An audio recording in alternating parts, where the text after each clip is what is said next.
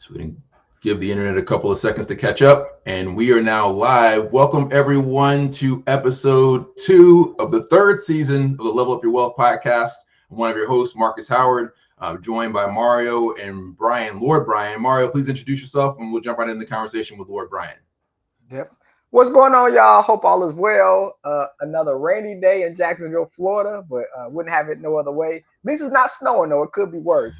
Happy to be here with Lord Brian, who's not even in the U.S. He's in another continent. So we'll talk about that. So, Lord Brian, introduce yourself. Hi, so I'm Brian, Lord Brian. Yes, I'm a Lord of Glencoe, Scotland. And happy to be here with you guys and happy to, share a bit about me and enjoy everybody here. All right.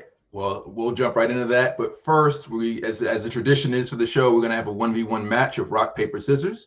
So everyone get your bets in the chat. Let us know who you think is going to win, Mario or Brian.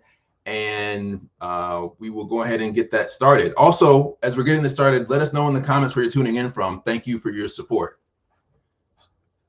Okay, all right. So it looks like you already started then, Mr. Lord Brian. All right. So, I'm 0 for 1. Okay. All right. So, let's see. Oh boy. All right. Let me think about this some more. All right. Those of you who are new to the show, this is rps.gg. It's the same classic rock, paper, scissors game that you grew up with, that you know, love, and enjoy, with a digital version of it. So it's first to 10 points wins. Yes. Oh my gosh. Oh boy. Okay. No pressure, Mario. Get it together. No pressure. I mean, I'm going over here, man. All right. Don't call it a comeback, though. All right. So Brian, where are you located now? So right now I'm in India. Okay. I've been I came here mainly for the development of GamersHome. Got a development team from here. So I had to be physically present to oversee the development. Okay. All right. So not going too good for me so far. Not going good at all. So Lord Brian, I have an investment Brian firm. is fine, I'm sorry, Lord is a title, yes, but outside of official, let's say, places, Brian is fine. Okay, all right, okay. They only call you Lord when you have your regalia on, I guess. All right. Oh yes, more jokes. I can come back then, maybe. Thanks for joining us this evening, Greg and Larry and Nicholas. We appreciate that. Shout out to Oregon and Columbia. Now, and so Brian, so you're originally from Scotland originally? No, I'm from Mauritius, Southern Africa, born and raised, like that. Yeah. Okay. It doesn't look like physically, I don't look much. I'm considered Creole, Caliph in Southern Africa, mixed race. So my dad is black South African, and my mom is Caucasian, and here I am. Now, from a gaming standpoint, is it a big gaming scene in South Africa? Africa is actually very big, in the gaming and the sports scene. It's just that we have to participate, let's say, in esports, you have to participate either in Oceania or MENA, which is less competitive, less mediatized, let's say, but it's pretty much here. So we got to concentrate now because it's game point for me after being down 0-3. Yes! No, you want. Nice one. Comeback is real. Congratulations. All right. Yeah. So in Africa as a whole, you think that that's a big gaming industry? Yeah, definitely. One of the main things, I really, last year happened. I think, this is the best thing that happened for esports, in general, is Cameroon, officialize esports player, as a job category. So in the passport, you can now list esports player, as a job category. So this is something that I think is amazing. And I know that Riot opened, like just opened a new server for Valorant. So this year there should be, like Southern Africa as a new, like league in the esports Valorant competition. So I think that's really great as well. And yeah, so like a lot of competition. You have a lot of platforms. So from Southern Africa or like Eastern Africa, you have platform like challenger bet or challenger mode, like where gamers go and play, like mainly for daily wins. So Mm-hmm. this is things like that that is like present a lot, let's say. So, so I hear in Africa sometimes from like an infrastructure standpoint, sometimes you might have minutes, days, hours where the electricity just kind of just goes away, right? So, like, how frustrating is that being a gamer, gaming, needing the internet, needing electricity, and like you're in the middle of the game and then it's just gone. Like, how do you guys get around that? Let's say that like personally, it just depends where you are. Like Africa is huge. Like it's 52 countries, and even like within the countries, it's huge. As long as you're in the cities, like never got any issues in terms of like bandwidth, in terms of being MS or electricity. But if you go in the outskirts, of course, like you will get like electricity or internet issues. Let's say that majority of sports events or like of players that can actually like play on this level have to be usually like from cities. Okay. And which country you think in Africa has the biggest gaming print? Is it Cameroon because they had that on their passport? Is it more of like the more established countries like your Ghanas and your Kenyas of the world? Like which country you think has? I don't know. Let's say like that this year, for example, Mauritius, like finished third. I mean, this year, last year, like 2023, Mauritius, like finished third, like in the CS:GO competition. So like this was like something very interesting to see. We saw like South African players, like going on, like in Dota. We've seen, like Ghanaian players, like going on in FIFA. So it depends on like of a game, let's say that you'll take. But you do have a lot, like of high level players in South Africa as well. That's interesting. You think in Africa gaming will be as big as it is here in America? Do you think that'll ever happen, or you don't think that'll be the case? Let's say that like if you compare the African game market, it's closer to the Asian game market than like the US game market. Really? It's way more diverse, different type of games, and like Studio Gomo, like on mobile microtransactions rather than like long console gaming because of accessibility. So that makes it like closer to the Asian market rather than the European or US market. Okay. I had when I had my last podcast 2-3 years ago, the Eat for Life podcast, we had Kwesi join us as a guest, and I think he said that Kwesi lives in Ghana. For those of you who are tuning in, and for you, Mario, he was saying I think the median age of people who live in Africa is like 19 or 20, so it's a relatively young continent, and Okay. obviously that lends itself more to people who have a higher interest in video games. Yeah. That's interesting.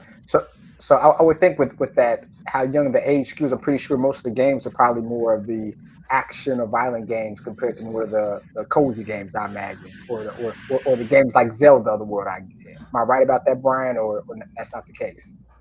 It will be more like the number one game. Let's say that like majority of people will play in Africa will be FIFA or Pro Evolution Soccer. That's like the two main one. Yeah, like anywhere you go, you will meet like a couple of FIFA players somewhere.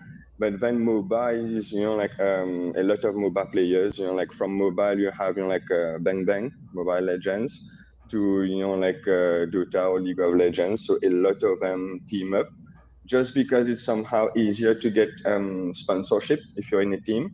So that's why like it's a lot of them going like into teams. Okay. Yeah. Yeah. I can see FIFA. I mean, our soccer, your football. I understand that. I think the Afcon Cup is coming. Is going on. It's going on right now. If I'm not mistaken, was that next week? That started yet? The Afcon Cup. I have no clue. Like personally, like I watch more esports than sports. So I can tell you like when is the League of Legends, Dota, or Counter-Strike competition, but I can't tell you about soccer or football. Okay. Cool.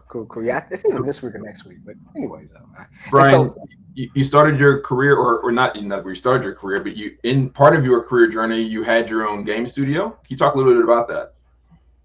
Sure. So I mean, yeah, that's like a very atypical, like journey that I had. I started my career actually in fashion. So I was working for Vogue before. I worked for Vogue Paris, and then I was transferred to Vogue India, Vogue Arabia. So I was, like a photo editor for the Vogue magazine. After 2.5 years, I got bored of fashion and started my own company. Let's say that we had different subsidiaries. One of them was a game studio, and the game that we made, it was called. I mean, it's called Eco Warriors, and it's the first mobile game to ever receive a UNESCO patronage on the African continent. Um, yeah, so it was a game about recycling and waste sorting, teaching like K-12 kids, like how to sort waste, like in different colored bins and everything that they usually see on the streets. And the game actually, was received, very well by the different governments in different countries in Africa, and became part of a school curriculum. So teachers were trained, and they had, to give like 2 hours of a game. So school have, like electronic tablet. Every kid get a tablet at school. So the game was installed on the school tablet, and they have access to it like 2 hours a week, like part of a school curriculum.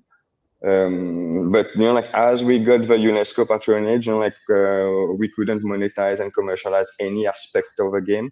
It had to remain, like purely, like educational. So then we had to shift and, like let's say, give a game to the UNESCO. wow. And then I also want to say, shouts out to Vivek from India, currently staying in the U.S. doing his master's in game design from Full Sail. Okay, so I know. Vivek, tell us, yeah, what you want to do, Vivek, and then also we have Nicholas from Columbia, UX and product designer here as well. Awesome, and of course Larry from Oregon. Also, little international feel. So you went from being a fashion designer at Vogue magazine. How? So did you wake up one day and say, "Hey, I want to start my own gaming company"? Because I mean, how can you be bored with fashion? I mean, fashion, styles change. Just like the raindrops. Like, how did that happen? Let's say, like that will be more my French influence. I recently watched, like the Trevor Noah, like stand-up comedy show on Netflix, and I think, like he resumed, like very well, like the French state of mind. Like this happens a lot, and it's, like good when sometimes it happens to you, but very bad, like when you have an employer and suddenly you wake up and your employees tell you, "Hey, I want a career change," and like suddenly I'm doing a 180 to my life. But for me personally, it was just like when you see fashion, like from outside, it was glamorous. It attracted me, like to understand, okay, how it works, what do you do, like what is it and everything. But once you're into it and you see like the amount of, I don't know, I don't know, it just didn't go with me. Like the drama, the people, like it was too much. Okay. Okay, that's understandable. So, did you have to have some type of contact? So I know you said you loaded games and put them in schools. So, like, how was that process? Did you have a contact at some of the schools? Who did you have to talk to get those programs into some of the schools? So if you want to, like, we did like one pilot, like the game. We just piloted, like the game with French government in Réunion Island, which is a French, country, like in Southern Africa. And like they accepted it, like very well. The kids were, like very much engaged, like with the game, and the game, like had a real life call to action. So like it incited, like kids to actually like go on the streets and receive the bins, like on a daily basis in their cities, and they understand, okay, like I have to put, I don't know, plastic in the green, like dustbin, and paper in the yellow one, and like over waste or general waste in the red one. So it like suddenly became, and like school started, like organizing competitions. So this, like made the buzz about, about the project, and the UNESCO contacted us. And once that happened, the other schools and the countries, like couldn't say no. Let's say, like Yeah. So when they got, like the UNESCO telling them, hey, you have to include that in your curriculum, they were like, yes, sir. Did you make any case studies about the impact or the number of students, and then potentially, like, I don't know if it created like an overall decrease in the amount of waste in the streets or in the communities? You have any of that information? Yeah, sure. Like there's actually like the Melbourne microfinance that made an impact review of a game and how it was. So in the span of 3 months, what I know is in the span of 3 months, there was an MAU of 88,000 kids. And there was, like a waste. So what they were doing is, like they were bringing waste from home to school to put the waste, like in the bins from school. And then the schools had the competition about like who were collecting and sorting the most waste. And in general, we were around 43 kg, like of recycled waste a week, like with per school. So that was like the average and like stats that were generated from the impact of a game, let's say. Okay. Now, do you think you might want to scale this more, or like what do you think is next? You think it's a pilot, or just something that you might want to increase in the other schools? Oh no, personally, like I've exited the company last year. I've like lost to last year, so 2022. I've supposing like retired. I was retired for 6 months. I got bored of retirement. Yeah, it's like people don't realize. I mean, for me, like that made a lot of change in my life as well. Like while starting like GamersHome and doing a lot of things today. Like you usually like work to reach retirement, but when you reach retirement, like earlier than you're planning, like to do, what do you do? Like you usually say, like okay, I will travel or I will enjoy life, like later on in life. Once I have a house, once I have, like a family, once I have everything, but once you have all of that, like what do you actually do? And it was super boring retirement. So I came out of it with, like, and I started GamersHome. So you're saying retirement's not all it's cracked up to be. Early retirement is not all it's cracked up to be. Yeah. Yeah, actually, like, yes, it's not, like it's, no, I think that today the main thing was like, maybe I got, like I got early retirement, but my wife didn't. So it was not really enjoyable as well. Like you want to go out, you want to travel, but hey, like you can't, I mean, doing it alone is not the same when you have a spouse, right? So, Yeah. like it was not the same. And I think that I played a lot of video games. I read a lot of comic books, and then that's it. Like I was like, what's next? So I know on your LinkedIn you said that you're bridging the culture inclusion gap between gamers and gamer studios. So how does that look like? And then just from an inclusion standpoint, because that's like a loaded word, right? So what does inclusion mean to you, and what are some of the things that you're doing to kind of bridge that gap? Sure. So, like I think like on general with GamersHome, the first thing that we tried like to introduce was focus group with gamers. We want like studios to be able like to access the end users for focus group to make sure like that whether the laws are right, whether like the design, the storyline, whenever like they mention like cultural elements, but also like the ability for gamers or like let's say like gaming industry professionals from around the world to offer, like their services, like to bring culture, like in the game they develop. I mean, that's something weird, like Mauritius, maybe like being multicultural, I've been exposed to that, like a bit more. But like I'm like, why, like for example, like when I buy a skin in, I don't know, Call of Duty or League of Legends or Dota, I mean any game for that instance, if I can buy, like the skin of Spider-Man, like or Batman in Fortnite, why can't I buy, like my traditional, like let's say like country's costume and put it on my character? I'm anyway buying it. What's the difference? Right. But it's just not available. So that's what we are trying to bring. I think like if we can bring like freelancers from around the world to game studios, expose game studios and like to the different cultures of the world, like it's not a big deal. You anyway add like a new skill in your store, add a cultural one. Can you talk very quickly about Far Cry? You shared that story with me, and it really made that point like very obvious that the need for this in the market.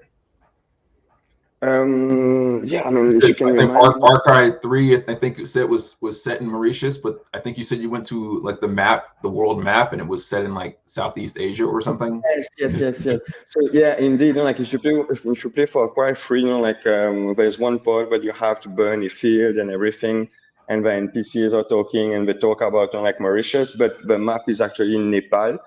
So like it's also this kind of thing. Like Mauritius is in Southern Africa, the map Nepal is like in Asia. So like yeah, sometimes like we understand that Africa is usually referred as Africa, but when you are from Africa and understand that yes, it's a continent and there's 52 countries. There are countries that speaks French, English, Portuguese, like Swahili. So like when you play a game and they just like and your country is mentioned, like if they just mention like I don't know the continent, maybe it would have been different. But they mention the name of your country and they put it wrong on the map. You're like, okay, bro, there's something wrong with you. I think the same thing happened in the recent Spider-Man game. I think there was a country flag inside of Spider-Man that was the wrong country. Yeah. Oh, I don't know about that. Yeah, but Yeah. Do yeah. better. So why do you think it's a disconnect between gamers and gaming studios? I mean, the studios are the ones that are making the games for the gamers. You would think that they would do a better job with focus groups and finding out kind of what makes gamers tick. So why do you think is that disconnect? I think the disconnect is not only about culture. The disconnect in the gaming industry, personally, like I felt it, as in, like that's something like that. On one side, like I commend, like Lorian Studio for the work they did with Baldur's Gate. It's just like an amazing work. They took a lot of time. Like they took years actually, like to beta test the game to make sure it was, like without bugs that like player liked. They conducted like those focus group, those reviews and everything with gamers, and we saw what came out of it. Like the quality of the game. But then like we also have like studios who maybe like sometimes are more rushed or rush about the development, like because of internal like XYZ stuff. And this is what I think like creates a disconnect. If you can't even talk like to your team internally, how are you supposed to talk to the end user? And if you don't know then like what's happening internally, you won't even know what's happening externally. So if the customers don't like, the gamers enjoy, not enjoy the game, you don't know what happened. So this is what happened like with a lot of games. Sadly, like from a gamer's perspective, I change cap now. I put my gamer's cap. One of the game that I really, really like, like is Ghost Recon. Like the first Ghost Recon, and I platinated the game like on PS4. So the moment like Breakpoint was announced, I like bought the game in advance directly, and just because of my experience with the first one. But when I played the second one, I barely have 10 hours in it because it's so buggy that I'm like, no, there's no point playing the game. And it gives like as a gamer, like you're left with a feeling of disappointment, like to Yeah. the game title. That's it. Yeah. So you said PS4. So you Xbox, or was you a Xbox person or a PlayStation person? I know, Sony all the way. Yeah. Sony. PlayStation all the way. Yes, yes, Oh yes. no. I know it's like East and West Berlin. I'm more of a. I was Sony at first, but once I made that move over to the Xbox, I never ever went back. Never went back. Really? Um, Actually, like I was hesitating, like when I before getting the four, I was hesitating before the I think at that time was the Xbox 360, Yeah. yeah. and the PS4. One of my friends, like got the 360, and he was like, if I knew, I would have got the PS4. So I didn't think twice. I just went for PlayStation. That's funny. I had the PlayStation 2 or 3. I made the move from PlayStation, I think 2, maybe 3, to Xbox. But not now, of course, it's multi-game, which was smart. Because they had that years ago growing up. I know infrastructure wise, I guess I don't know why they didn't do it, but maybe you can let us know, being in the gaming studio in your former life. But like if they had a way to have multiplayer or multi cross platforms years ago, I think it would have been a higher adoption. And maybe maybe it made the game makers more money, right? Because you would think, if I have this game, but only half the people that I know can play it with me, like, do I really want to get this game? But now since it's all cross functional, everybody can play. And What some are of your that, thoughts about some of that now is not even just the technology. Yes, the technology is a piece of it, but it's kind of corporate policy. Like the Xbox and Sony and Nintendo in some cases want their walled gardens. They don't want you to go play in another ecosystem because you might potentially, shift over to another console. Yeah. So they want you to stay Yeah. in the walled garden and keep putting your money in that ecosystem. That's why you've been, buying all your games and stuff from Xbox, from Microsoft for years. Yes. Yeah. There's a meme, like I don't know, like like I'm in a lot of those, like gaming forum, Reddit and all. So there's a meme going on, like I think it was in the early, like late 90s or early 2000, where you have, like an image. I think it was a convention of a different, like big game companies. And the meme tells, like once upon a time, like all the big studio were, like happy until microtransaction came.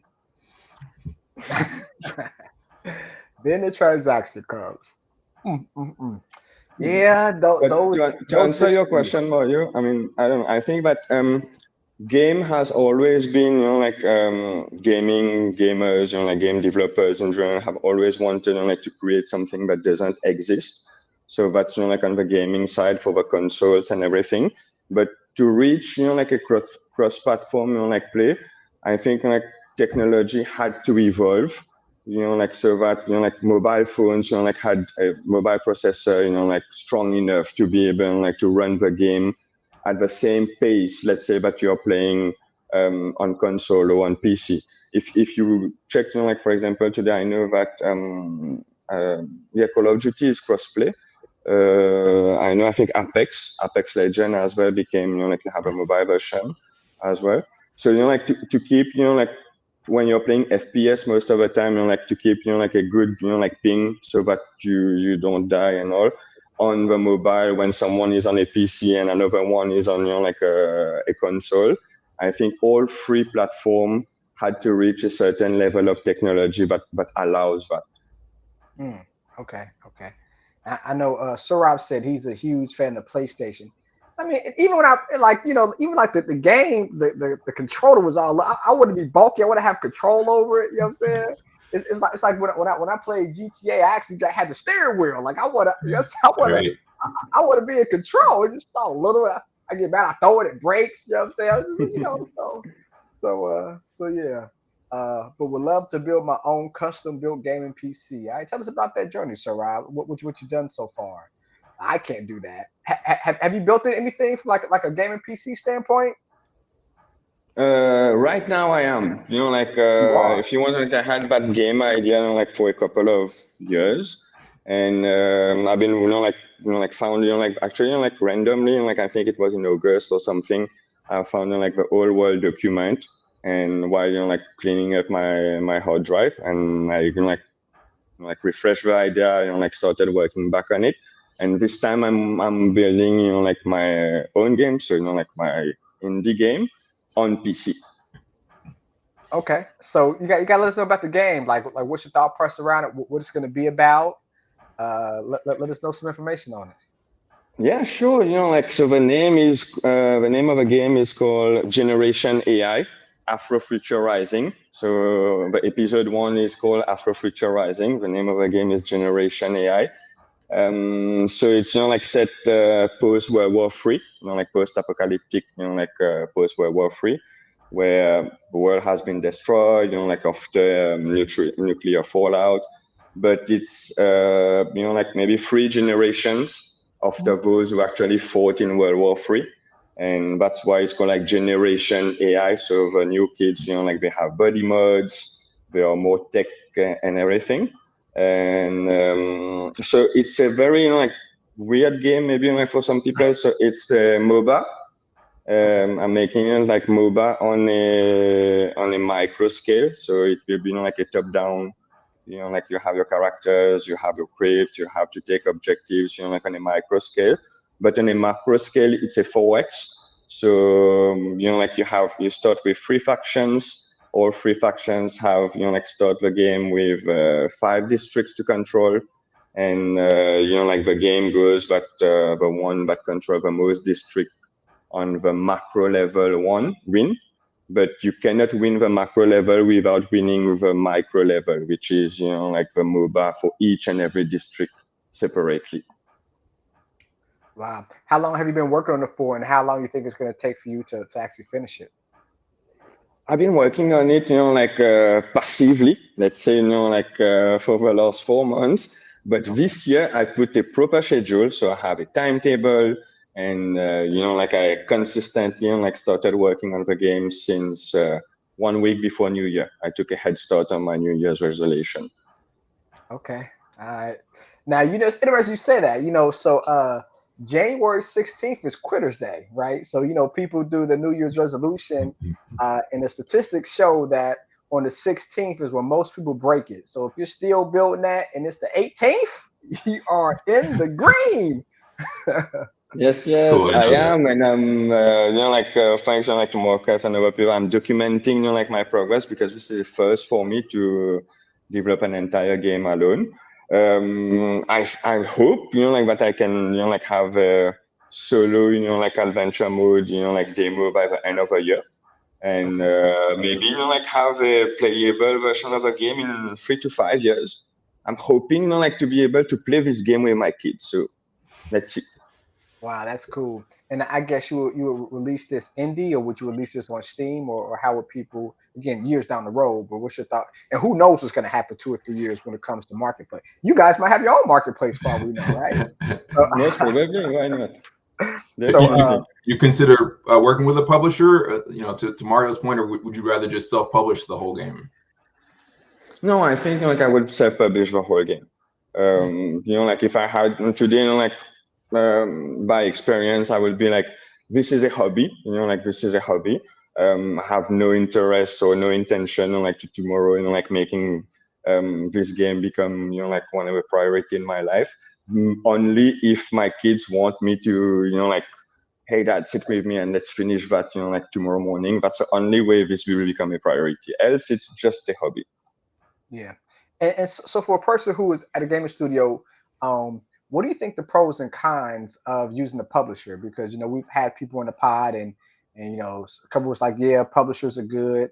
Some that are just way more indie say, do it yourself, make the money. Don't let them take all your ideas. So what do you think some of the pros and cons are on using a publisher? For me, personally, it's like a question of color, or what do you like as taste. It's mainly about your situation. If you think that you're in a current situation where you can sustain self-publishing, go ahead. But if you're in a situation where it's not possible for you, I don't even think that the part of developers or indie studios, who started working together, who don't have maybe the necessary budget to self-publish, going with a publisher is not even a question of choice. It's if they want to see the game alive because they worked on it for so long, I have to go with a publisher anyway. I don't have a choice. That's kind of a situation. Concerning the deals, well, I don't know, but my dad, have a saying. He usually says, whenever you go buy a car, you are choosing how it looks, but it's your responsibility to also see what's under the hood. So. And we talk about Xbox. So Larry said, I used to want one of the Xbox Elite remotes so bad. Finally got one, and my kids always use it and lose all of the detachable buttons. I know that feeling. When it comes to remotes and children, believe you me. Yeah, my daughter last week, she's like, why does the left button on the PlayStation controller does not work? I said, well, I used to have 4 working controllers, and now I have 3 kids and 1 working controller.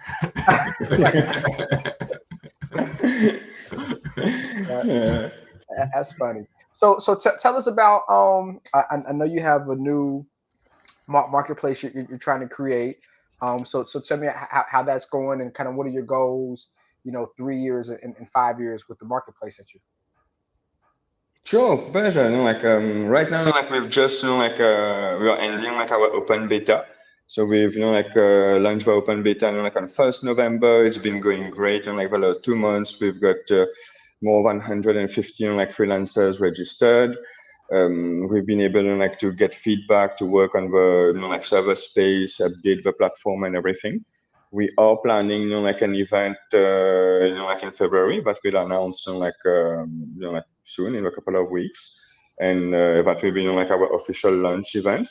But right now, let's say, like in terms of numbers of freelancers registered, the feedback, we've added new categories. So we encourage, of course, like people who've been either laid off like during the last year in the gaming industry, you are looking, like for gigs, like freelance gigs, they can register, like on GamersHome.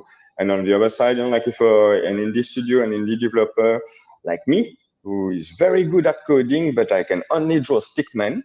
And right now I'm learning, like how to draw because I want to make my game, and like unfortunately I cannot make a game with stickmen. So maybe like getting some freelancers on GamersCon can help you like make a better demo or a better game. I always ask this question because you get different definitions, but like to you, what exactly is a freelancer? I made this, like research and clarification like earlier. That's nice. So the actual, like dictionary definition, like of a freelancer is someone what works, like with multiple, like customers on a freelance basis without a contract. Okay. Okay. All right. And so how do you vet the freelancers? And then number two, if they're talking to the gaming studios, is it a certain amount of hours from a gameplay they need to have? Like how do they get onboarded? Sure. So right now, like there are 8 categories of freelancers at the moment.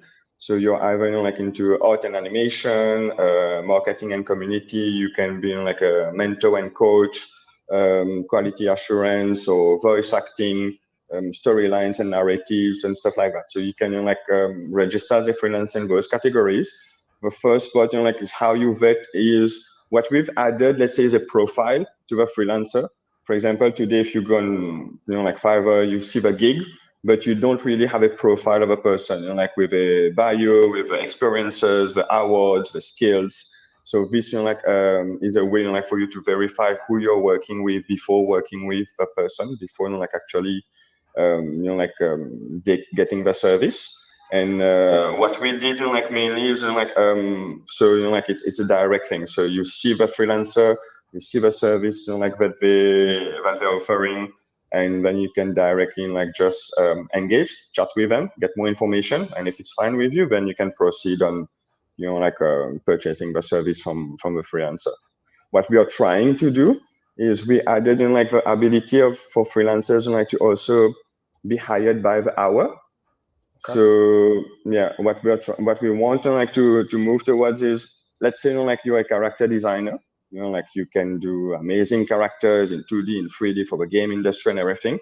You can offer your services as character designer, but like, tomorrow maybe you've worked on some creation at home, so you have, like, some characters that you created. You can also list those characters for sale and offer customization of those characters to whatever studio will buy it from you. So this is what we are trying to bring, like, let's say, like, to the freelancer model, but also how this can help gaming studios and indie developers, and like, make better games and foster demos mainly. So this is awesome. So your model, are you thinking this is more like the LinkedIn model where they're freelancers but they actually become employees at one point, or this is more like your Upwork or Fiverr model where they're really just kind of as a gig, kind of a short term turnaround and then kind of do something else? So we are focusing, like, mainly on the gig one. We're showing, like, that gig economy, and like the gig economy itself has, like, rose a lot since COVID. The youth today, like, my sister is 20. For her, like, if I have to ask her, what do you prefer, like a long-term job or like multiple gigs, it's not even a question of choice for her at her age. So I think, like, this is where the new generation is also moving towards. So we want to focus only on the gig side, and we do have, like, talent acquisition partners where if ever, like, a studio have worked with a freelancer for multiple time and want to proceed on a long-term contract or, like, a full-time position, then we refer, like, the freelancer and the studio to our hiring partner. Oh, that's awesome. If you guys have questions, please let us know. But Nicholas had a great question. So he said, "Hey, how do you see the industry for freelancer product designers who would like to work on platforms like the ones you have been mentioning? I've seen most of the industry standards for designers flow around UX design for studios, but sometimes this type of platform is left behind. What is your opinion?" Let's say that, like if you asked me this question, 3 months ago, I would have told you that I don't think that studio, like will change their perspective. But today, like what I've found, like throughout the different feedback surveys and people I turn like throughout the open beta, it's mainly that studio don't know about it. Um, like this is more of a question. It's like if there's a way that they can see that how like this like UX or this new UI can actually increase, I don't know, conversion rate or CTA on my game or XYZ stuff, then they'll be interested with it. But they won't make. I mean, it's not that they won't because they don't want. It's like when you're working on a game, when you're with your team, you don't have time to see daylight. So now, how will you have time to make research on what other solution can be done for your studio, for your game, and everything? So I think like if you find a way, like that's why as well, like we are trying to put that on Gamers Home. Like we shifted from studios, like posting their requirements to actually like freelancers directly posting the service they can offer. We are seeing that instead of asking someone, like, okay, so what are you good at? It's more, like about telling the freelancers to tell the studio, I can do this for you. And this is more direct. Yeah, that's interesting. That's interesting. That's interesting. Yeah, I don't know if I don't know. Like so for me, my best friend, right? So we have people on a day-to-day basis that kind of wants to do work, right? Hey, can I help you, with your website? Can I help you with your marketing? And I don't know if it's like a platform out there that you can just hire people for a couple hours. I guess it's maybe good for like a test standpoint, right? So I can kind of like test them out. But at the same time, I guess as an employer, it's like, you don't want to share too much information, give people log on information, and they can kind of just jack up everything. So like what type of safeguards do you have, for the studios, to kind of make sure that, a person doesn't get information and then run wild.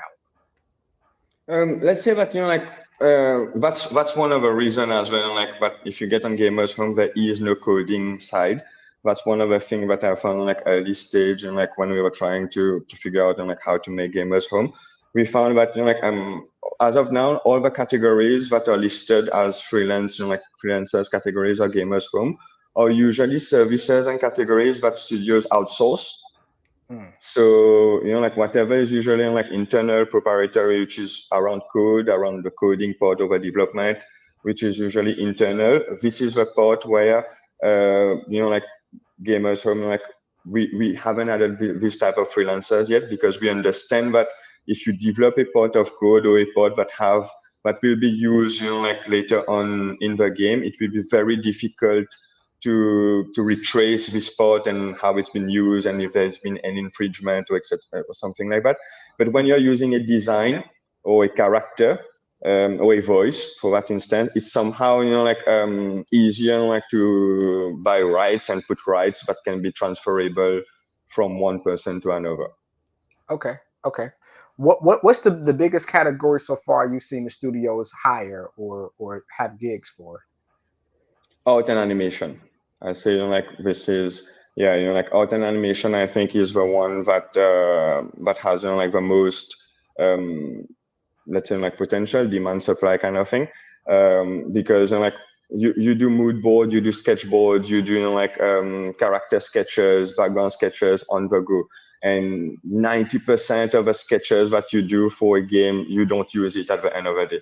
It's mainly like to figure out is this idea good actually, and you need that like to just picture like are you going in the right direction. So you keep doing sketching, but you don't necessarily like use everything. So this is I think where when you are building a game, even as a developer today, I can picture the code that I have to build to make my character like do one action.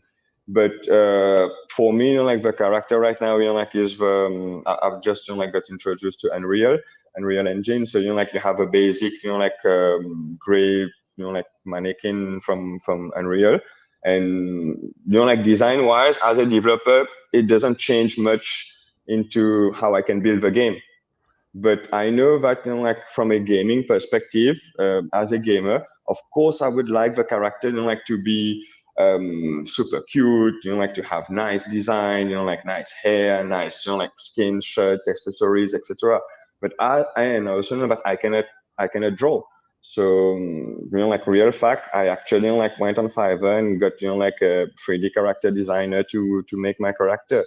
The main point of this is to be able like to picture your game, get your game level design done, understand like if the element works together, make a demo faster so you can present it to publishers, investors, or stuff like that. Once you have this part sorted, where you usually like don't have a lot of budget or the ability to hire a full-time team, this is where freelancers can help you. And you're talking more about like later rapid prototyping. Exactly. Yeah. Yeah. And you're right. It's definitely a lot less expensive to have a freelancer do that than hire a person. Now, Yeah. what about and I struggle with this one from like an AI standpoint using ChatGPT.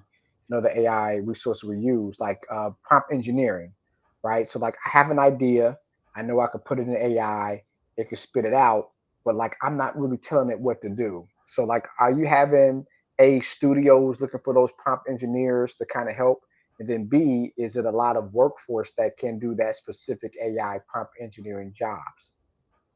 Let's say that right now, like we haven't got this demand neither from studios, no, like on the supply side, like freelancers who are actually, who are currently prompt engineers who are looking for a platform to offer services. We haven't got neither of them yet. But sure, later on, like if there's demand or supply, that's something that we can definitely add in the categories of service, like offered on GamersHome. Yeah, because I'm thinking like from an efficiency standpoint, right? So like, our minds are running a million times an hour, right? And everybody has great ideas. And now AI gives us an ability to basically put those ideas to work. But if we can't tell the ideas how to make those be put to work, then it's just like ideas in our head, just in our head. So I Yes. think and it might just be my humble opinion, I think over the years, prompt engineering jobs will be a lot more in demand. I think they'll be Yes. higher paying because, from an efficiency standpoint, if we're more efficient, then that helps. And if you are able to kind of prompt engineer and what you're thinking gets put to paper and then in use, that just makes us all more efficient in our day-to-day job activities. Definitely. So one question I wanted to ask you, Mario, I've heard that you are, like into trading, a finance guy, and I wanted to know, yeah, like any tips about, like where should I invest, like in any stock? No, I'm kidding. No, I wasn't like, from, like, a finance standpoint, like, where do you stand, like on the perspective, like on of shorting companies? Let's say that, like, I'm a day trader, like what like the finance guy will call dumb money or whatever. Like I day trade, like on the short term, it will be more like cryptos. I have like a couple of cryptos, but this year, like there's one of my friends like who's in Toronto. He's a trader, and I was learning like to know a bit more about stock.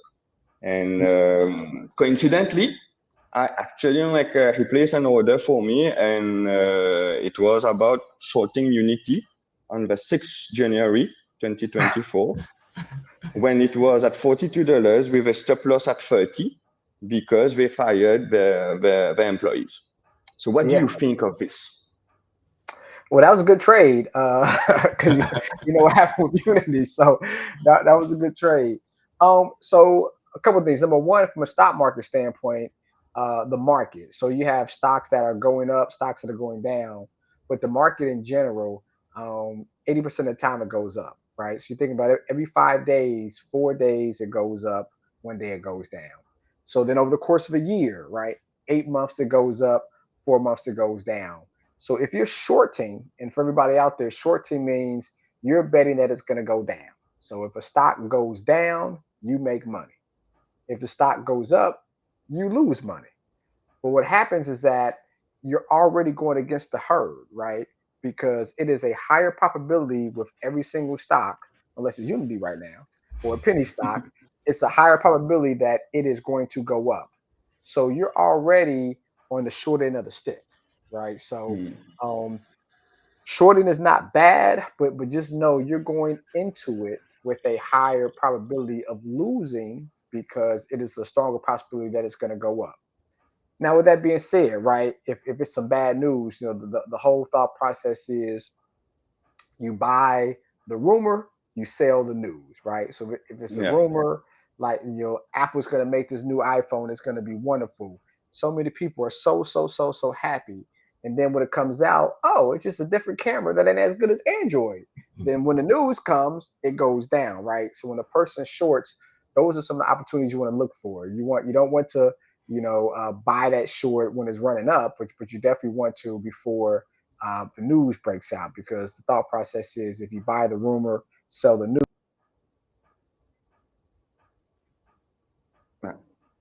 He'll be back. Give him a couple seconds. Yes. It's going this way. Everybody going this way. We lost you there for a couple seconds. We caught up with you right there at the end. And the news. Okay.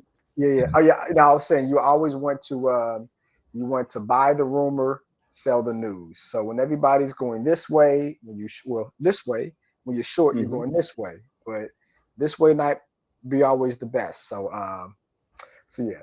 I can't say though, Bitcoin, right? So as we talk, you had a question about crypto. Great time to buy Bitcoin, but maybe not like today. So you probably saw they had the Bitcoin ETFs.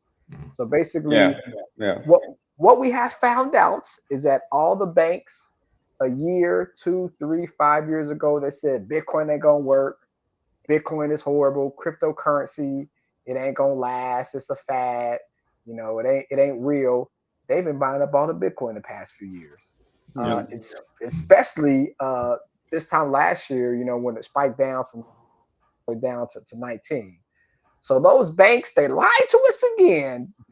They bamboozled us. They got us, right? But we have a halving coming, April, May time frame. So typically historically we don't know what's going to happen, but typically when you have a halving, you usually see Bitcoin, running up by 100 to 150%. So typically that starts a month or 2 months after the halving. So for a person who is okay with the volatility and the ups and the downs of Bitcoin, Bitcoin might be something to look at. It's a lady named Kathy Wood. She's a famous ARK investor. I don't know if Kathy Wood is. She's one of the the most, I guess, famous traders. Now in 2022, her ARK investments went down like crazy. but she's actually predicting by 2030, so 6 years from now, she thinks Bitcoin is going to hit 1 million. So so think about that. It's at about 40,000 now. So that's 10x. Jiminy Christmas, that means $40,000 is $1 million. That's a lot of money. So I don't know if that's going to happen, but yeah, you definitely want to look at the Bitcoin after the halving as a investment opportunity. I would probably do that compared to shorting something, to be honest. You definitely don't want to short Bitcoin after the halving. I know that much. But, no. I think that Bitcoin right now is at a very interesting position. It finally touched the 2022 opening price after a year, this January. So I think that's interesting to see, will it be able to rise to June, 2021 price, when that craziness started about Bitcoin.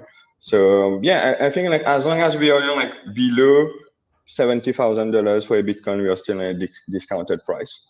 When we cross 70, 75, then the either it will drop or either it will rise. We'll see then. Yeah. So is that's your favorite crypto, Bitcoin, or is it any other cryptos that you like? No, actually, I personally don't have Bitcoin. I learned about it. I've had it before, but I think it's overrated. No, that's my perspective. Now you got to tell us why, Lord Brian Dean. You got to let us know why, because I'm a Bitcoin fan. So no right or wrong answer, but why do you think Bitcoin is overrated? I think that like Bitcoin is the number one. If you got on Bitcoin when like it was at $4 or below $1,000. If you got on Bitcoin when it was below $1,000, then it's great for you. But right now, like even though Bitcoin can reach like 100,000 again, I still don't think that like the growth you can make on it is worth it. Like from an investment perspective. There are like a lot of other altcoins that will anyway like follow the path of Bitcoin like on the growth side. So you better get into, I don't know, LDOs or Axis or Solanas, like that are at the entry price right now, like which is affordable for a lot of people to get in.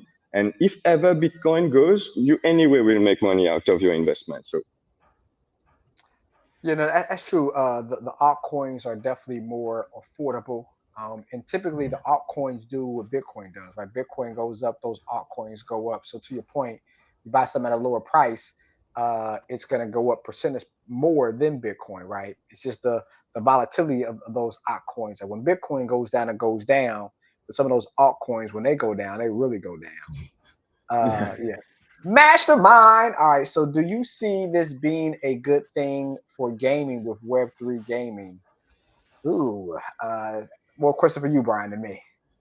I've played, like Web3 games, but actually, like you are able like to mine cryptos out of a game. I've played games, like that where you're supposed to have points out of it, but you can convert into cryptos. And I've heard about games where like the in-game coin was supposed to be cryptos, but I haven't tried it yet. I don't know like, if it actually launched or not. I think that in general, the ability of converting, like digital money to, like physical money is great. And when we talk about gaming, I don't think that Web3 has anything to do like with gaming or not. I think that Web3 is more like the connector. If you're making a game and you were making the game, like for Play Store, of course, you would have had to connect Google Pay with it. You can't put Apple Pay on a Play Store game. So it's just that I think like Web3 is about. But the ability to convert in-game coins to real money, I think this is a win for majority of studios. If you can make, like real life traction for your games, and there are studios that have enough real life traction, like with their gamers, to be able to generate enough coin through mining of those coin with gamers, like a computer with like in-game performance mining, and actually like cash out on that. So if we are going into this, then I think yes, it's worth it. I think that gamers will be interested with it, studios will be interested with it. But until we understand what are you supposed to do with this currency and how do you transfer it to real money, yeah. Yeah, it's like Chuck E. Cheese coins. Yeah, So I saw on LinkedIn just a couple of days ago, someone said they had put like, what was it, 5,000 hours last year into GTA 5 for the role playing server, right? So like that's almost like with 13 hours a day. If you've got 16 waking hours, like that's a perfect example. If you could convert that time into at least like a sustainable amount of income, you might not be able to get rich off of it, but you might be able to have a modest living playing video games. That's full-time gaming. It's more than full-time, but yeah. That's true. So some of the studios that you work with, have they asked if you could find freelance? Lost him there, again. He'll be back. Am I going to? It's the rain. It's the rain. No, okay, you're back. You're back. Go ahead. Okay. You're back. Now, what I was asking, like some of the gaming studios that you work with, have they asked to have freelancers in the Web3 space to kind of be proactive as Web3 continues to grow and those games are created, or not so much demand from the studios? No, not really. Let's say that whenever like we're concerned about Web3 development as well, we still be like on the coding side. So as we haven't touched like development, we haven't got demand as well for Web3 like developers for game studios. Okay. Not yet. Okay. I'm putting the cart before the horse, I guess, huh? I think it will come. Like at the end of the day, there's a lot of like Web3 gaming studios like coming up, and I mean, if they're anywhere like working with codes, they will. How I'm saying, they will need character designers, they will need animators, they will need storylines and narratives. So they can focus on their code, and if ever like they need like the front end part of their game, they know that like there's GamersHome, and they can get freelancers for that. Awesome. Yeah, hopefully long term, again, Web3 gaming just becomes gaming. We don't even talk about Web3. Like we don't really talk about like browser gaming or cloud gaming or like mobile gaming even is no longer a thing. But people are focusing less on the technology behind the gaming and the fact that you're just playing video games. So yeah, as we see that, then demand should go through the roof because it'll just be gaming. Yeah, like I thought about that, and I'm like, you imagine I mean, in all the Assassin's Creed titles I've played, I should have around I don't know, maybe 1,000 hours. Like only in Assassin's Creed Odyssey, I know I have 300 hours. So now with Valhalla, with Black Flag, with Free and all, maybe 1,000 hours out of it. And if tomorrow, like for example, Ubisoft has Ubisoft Connect and have like the Ubisoft coins that you anyway get while playing like the different Ubisoft titles. If tomorrow, like Ubisoft decide to partner, I don't know, man, with let's say Louis Vuitton. Like I'm just giving a name here. Let's say Louis Vuitton, and like you can buy the physical, like hood, like or a jacket or something like in real life from the from the Ubisoft coin that you have had to collect and grind through playing the game. Yeah, I had a wardrobe like right back next to me with like I don't know, Far Cry, like collection of real like live products, Assassin's Creed, and that would have been a motivation like to bring, let's say, the conversion from Web3 to real life. But I think that this is the type of thing that today we are seeing. Today we are seeing that fashion companies are getting into gaming. They tried metaverse, like a couple of years ago when metaverse was like going crazy. So I think that now with the technology, with technology being here, we are moving towards that. Maybe like our kids will be actually like playing games and like cashing out from their game and actually buying clothes from that. Like, but I don't think that it will be our generation. Like technology-wise, let's say. I hope, but I'm not sure. All right. Well, really excited to see that future come to pass. It's the next level of immersion in gaming. It's crossing that barrier from analog to digital or digital analog and virtual to brick and mortar. And that's growth. That's growth across the board, and potentially even brings, like you said, like non-endemic brands. You would never think of Louis Vuitton and gaming, but those are the type of opportunities where those brands are perfect to be introduced in that space. Exactly. I think there is a collaboration. I saw a post. I have to figure out which one, but there is a fashion brand who is collaborating, I think, to make skins for Fortnite. Yeah, so I forgot the name of a brand that's doing that, but I know I saw a post something about that in like the last couple of days. I know we're wrapping up, but last thing for me, like you would have thought just from like a revenue, especially like Fortnite, from a revenue standpoint, they would have tried to do that years ago, right? And then find a way to have you click a button, to, 50% off, or customize this, and we'll give you 25% off your next purchase. You would think, brands in general would have found a better way to make money off of games. I guess I don't know. Yeah, I don't know. One thing I know that trying to do that too, right? Go ahead. Sorry. One thing I know that they tried, it worked like very well in France. Carrefour, so it was like Walmart, like equivalent of Walmart, like in France. They partnered with a sandbox and they created like a mini game in the sandbox where not only could you buy, and they had like a limited NFT collection, but you could get like some sand coins. To also like buy those NFT, those Carrefour NFT, and those Carrefour NFT was premium pass in your supermarket. So if you had like the legendary like NFT, you were getting like 30% of all your purchases throughout the year in any Carrefour supermarket. If you were getting like rare, so you had like 15% off. But you had to grind the game in Sandbox to get the coins to buy the NFT in the game, and then you could avail those things in real life. But I know that a lot of people like went for it because they're like, hey, like if you can get 10% of all your purchases for 1 year in Walmart, but with an NFT, let's go for it. Yeah, that's a good idea. That's good. Yeah, I'd sign up for that. Well, Brian, thanks so much for your time. This has been awesome to talk about, everything that you're working on and we're working on at GamersHome, and the future of Web3 and what that could bring to gaming. Before we go, let us know how people continue to support you and anything you may have that you're excited about the next couple of weeks or into the year. Sure. So, like with pleasure, like if you know anyone in the gaming industry who would like, like to start and like selling their services, providing services as freelancers, please like redirect them to GamersHome.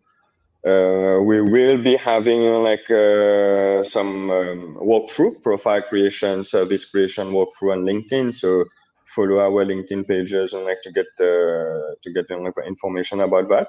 And there are a couple of events like coming up with GamersHome, so you can like check the event section and attend the one that you like you will be interested with. Excellent. Mario, let everybody know where they can find you, connect with you, and what you have going on this year. Yeah. So y'all can just hit me up my Instagram. Oh, we lost them. It's that rain. Oh no. You back. We got you just in time. The rain is painful too, man. But yeah, but not at Payneful Profits. So PAYNEFUL profits, PROFITS. Oh, let me show y'all. I got a nice award. Look at that, y'all. Look at that. Nice. Yeah, I got a cool award. So shouts out to the people at the 40 Acres Conference in Dallas. I got a MLK Day award for entrepreneurship for running up the bag and helping clients and helping the community. So thank you for the reward for the 40 Acres Conference. I appreciate it. And I will be back in Houston next year, hopefully get another one. Yeah, congrats. Excellent. And for me, be back here next week. Normally, and before we go, Brian, if you'll pick someone, and if you see in the comments here on the right, anyone who asked an amazing question or comment that really spoke to you, they get a free version of Mario's book, digital version of his book. And I'm actually upgrading my book. I'm making it 100% free because I understand how important it is to help drive the conversation in gaming and esports. And so I'm doing that for the community. I'm hopefully being able to make volume 2 starting next month. And so I'm trying to bring on sponsors so I can make that digital version of that free too. So I'm going to post a link in the chat. If you don't mind, please sign up for that to get the book for free. I'm just asking for some high level kind of demographic information so I can figure out which brands want to be involved. But I'll post that in the chat. In the meantime, Brian, if you see someone in the chat who has, again, really spoke to you, please let us know, and we'll get a digital copy of Mario's book to him as well. Sure, pleasure. So how do I do? I just on the right side of here where we are, there's yes. an icon that says chat. If you click on that, just kind of scroll through that. I'll post this link in the chat for everyone here while we're doing that. Yes, I think Nicolas' question was nice. Like you really think, like talk about the UX design, but this is something that, how I say, like it's not that studio don't want to do it. It's like I think the day that they will be able like to see light, they might, like be able like to see your option of a service you offer. So I would say Nicolas. Excellent. Nicolas, well, congrats, Nicolas. You're the winner for tonight. Next week, we'll have Zach Whitley joining us from California. He runs a company called Rumble that does the trailers that you see from your favorite video games. His studio helps produce those. So that we'll have an awesome conversation with him about that. In the meantime, everybody have an enjoyable rest of your week, a safe weekend. We'll see you again next week to help you level up your wealth. Talk to you later. See you. Bye-bye. Peace.